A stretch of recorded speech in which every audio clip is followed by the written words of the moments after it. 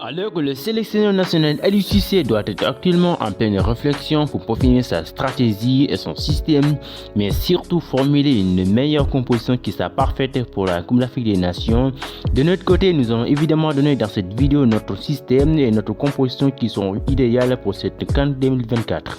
Mais dites-moi en commentaire quel est votre ressenti, quel 11 aimeriez-vous voir dans cette Coupe d'Afrique des Nations. Bienvenue dans ce nouvel épisode d'Actu Foot.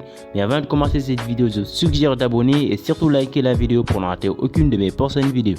L'équipe nationale du Sénégal est en phase de regroupement du côté de Diamniadio, la nouvelle ville du Sénégal à quelques kilomètres de la capitale, l'endroit où se trouve le stade Maître Abdoulaye Wade de Diamniadio. Le coach Aliou Cissé et ses hommes doivent être actuellement en train de peaufiner leur plan pour évidemment contrecarrer les équipes qui les attendent dans cette Coupe d'Afrique des Nations.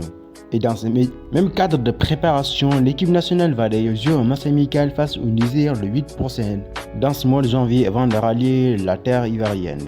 Et de ce fait, le sélectionneur est en train de formuler plusieurs système des jeux. Évidemment, le sélectionneur national Aliou Cissé a même indiqué que dans ces matchs amicaux, il y aura quand même la possibilité de donner du temps de jeu à certains joueurs, ce qui veut dire que le sélectionneur va certainement s'appuyer sur certains joueurs. Mais surtout revoir son système parce qu'il a utilisé pas mal de systèmes lors de ses récents matchs en équipe nationale. Mais de notre côté, nous allons évidemment donner dans cette vidéo notre 11 de vol. Sans plus tarder, évidemment, nous allons commencer au niveau des gardiens de but. Je pense pas qu'il y aura autant de débats parce que ce sera sans doute Edouard Mendy. Parce que vu les dernières prestations qu'il a fait, surtout en équipe nationale face au Togo et surtout en club, on a vu qu'Edouard Mendy est en pleine forme, il est en train vraiment de retrouver toutes ses sensations. Ce qui veut dire qu'Aliou Cissé va certainement amuser sur son gardien titulaire, Edouard Mendy, au niveau des buts, gardien des buts.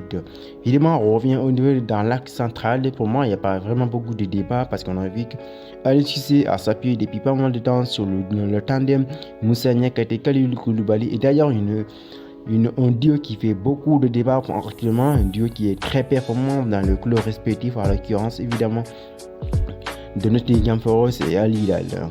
Donc sans surprise dans chaque axe central, pour moi il n'y a pas de débat, ce sera Moussa Niakhaté et bien sûr Kalidou Koulibaly. Au niveau des latéraux, évidemment sur latéral droit, il y a un peu de débat évidemment avec l'absence avec cette blessure évidemment de Youssouf Sabaly. On ne connaît toujours pas sa durée d'indisponibilité. Est-ce qu'il serait prêt dès le premier match de la Coupe d'Afrique des Nations? Aliou Cissé quand même l'a même avoué lors de la conférence de presse. Il dit que Youssouf Sabaly sera certainement prêt parce qu'il a quand même dit que coach je suis prêt, ce qui veut dire qu'il serait sans doute prêt pour cette Coupe d'Afrique des Nations. C'est pourquoi je l'ai mis dans mon 11 probable de cette équipe nationale du Sénégal.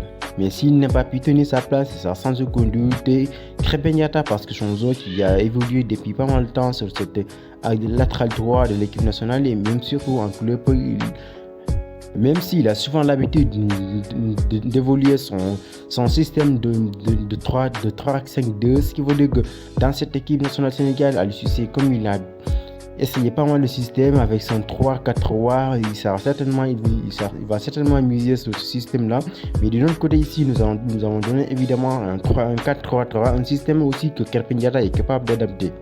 Au niveau de latéral gauche, je pense qu'il n'y a pas de débat, c'est évidemment Ismaël Jakobs, c'est parce que c'est lui le plus régulier et c'est lui le plus performant en club, sans aucun doute.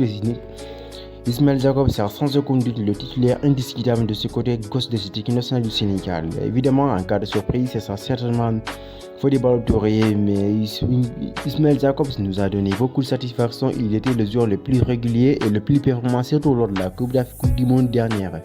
Évidemment, le grand débat, c'est au niveau du milieu de terrain. Quel milieu pour cette équipe nationale du Sénégal? Pour nous avons donné nos joueurs au niveau du milieu de terrain. Évidemment, dans la sentinelle, il y aura pour moi Nampalys Mendy.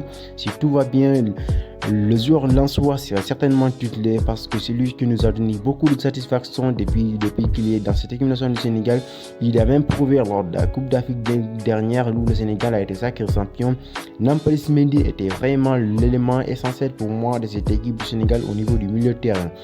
Évidemment, il y a un joueur qui est vraiment en forme. Je dirais deux joueurs actuellement qui sont en pleine forme, à l'occurrence Pape Matar Sarr et Lamine Camara. C'est pourquoi j'ai mis Pape Matar Sarr et Lamine Camara pour accompagner Nampalys Mendy au niveau du milieu de terrain. Parce qu'il est Pape Matar Sarr, on connaît tous la qualité de ce joueur. C'est un joueur qui a beaucoup de qualité et qui est vraiment en pleine ascension fulgurante du côté de Tottenham. Lui qui a même récemment prononcé jusqu'en 2030. Le Sport est actuellement le joueur le plus prolifique surtout au niveau du milieu de terrain de cette équipe nationale du Sénégal. Évidemment, Lamine Camara. Pourquoi Lamine Camara? Parce que pour moi, Lamine Camara est un joueur qui est pour moi présent depuis pas mal de temps. Surtout, il est devenu tutélaire du côté de FC Metz avec son dernier entrée en équipe nationale lors du match amical face à l'Algérie. Il a vraiment convaincu, il avait une rentrée remarquable dans cette équipe nationale du Sénégal.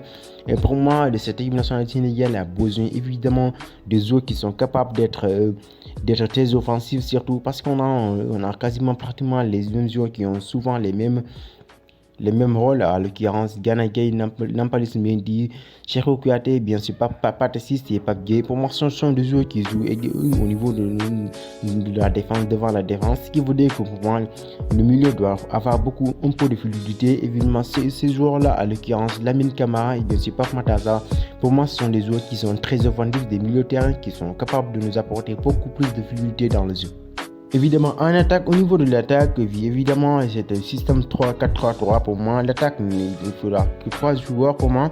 Et ce sera difficile de s'en passer à Ismaïla Sarr, ce qui signifie que j'ai mis dans ce système Iliman Ndiaye sur le banc. Pour moi, cette composition, Iliman ne fait pas partie parce que simplement, c'est un joueur qui n'est pas du tout vraiment à l'abri, qui n'est pas du tout à l'aise quand il est surtout aligné en ailier gauche, en ailier droit, autant pour moi. Au niveau de l'attaque de pointe, évidemment, il n'y a pas de surprise pour moi. Pour moi, Aliou Cissé doit vraiment faire confiance à Nicolas Jackson. Parce que c'est le seul attaquant qui joue au très haut niveau et qui a vraiment s'imposer, qui a même s'il n'a toujours pas marqué en équipe nationale, parce qu'on a vu que dans le jeu il est très très intéressant, il fait de très très belles choses au niveau du côté de Chelsea. Et parce que pour moi c'est le joueur le plus prolifique pour moi de cette attaque.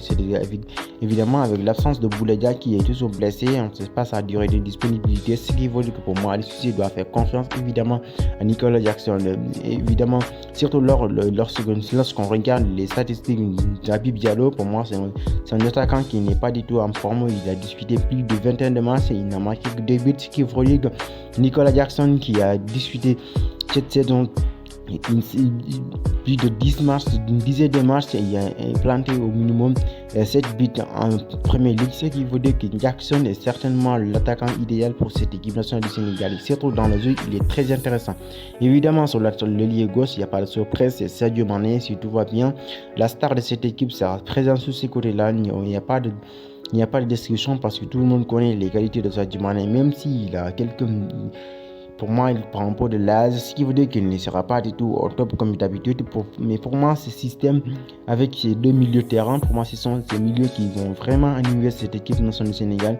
Parce que comme je l'ai dit dans la récente vidéo où j'ai parlé de l'animation offensive de cette équipe, parce que j'ai dit que cette équipe nationale du Sénégal, avec cette la forme qu'on a au niveau du milieu de terrain, pour moi, ces milieux de terrain doivent vraiment remplacer tous les efforts pour fournir Sadio Mané lors de la CAN précédente. Parce que si on regarde Sadio Mané et le joueur qui prend sérieusement le jeu à son compte dans cette équipe nationale du Sénégal, c'est le leader technique. Mais à mon avis, Sadio Mané sera certainement le joueur le plus idéal pour vraiment faire de très belles choses dans cette Coupe d'Afrique des Nations. Évidemment, après ces systèmes, j'ai aussi tenté d'autres systèmes. Pour moi, un système qui est un peu idéal, même si au niveau du milieu de terrain, il n'y a pas certainement beaucoup d'hommes, mais avec Iliman Ndiaye cette fois-ci, dans ce système que j'ai donné, évidemment. Dans les buts, toujours, il doit Mendy, dans l'axe Koulibaly, Niakhaté, dans les latéraux, évidemment, il y a Nicolas Ismaël Jacobs et bien sûr Sabali. Au niveau du milieu de terrain, j'ai choisi 2 pivots comme Pape Gueye et Nampalys Mendy, parce que pour moi, avec ces 2 pivots-là, ça nous permettra vraiment de récupérer beaucoup de ballons. Et Pape Gueye est un joueur qui est offensif avec sa patte gauche, il est capable de nous attirer beaucoup plus de profondeur que Pathé Ciss ou Idrissa Gana Gueye. Ce qui veut dire que dans ce milieu à 2, j'ai mis Pape Gueye parce que pour moi c'est un joueur qui est très intéressant au niveau des relances, au niveau surtout des transmissions, surtout devant. Évidemment devant ces 2 joueurs j'ai mis Iliman Ndiaye parce qu'avec ce rôle 3-5, avec ce système 4-2-3-1, c'est un système pour moi qui lui va très très bien. Si on veut voir évidemment l'utilité d'Iliman Ndiaye, il faudra qu'on le met évidemment au niveau du cœur de jeu. Et dans ce cœur de jeu, évidemment, Iliman Ndiaye, pour moi, il est très intéressant de le voir, surtout dans cet électron libre. C'est un joueur qui est capable de fluidifier les jeux, et il suit son poste préférentiel, c'est évidemment sur ce poste au niveau derrière l'attaquant. C'est un poste qu'il adule vraiment, c'est un poste aussi qu'il est à l'aise et qu'il fait très très belles choses. Évidemment, sur les côtés, évidemment, il n'y a pas de doute, c'est Sadio Mané, encore Ismaïla Sarr et bien sûr Nicolas Jackson en point du jour. Et c'est la fin de cette vidéo. N'oubliez pas de cliquer sur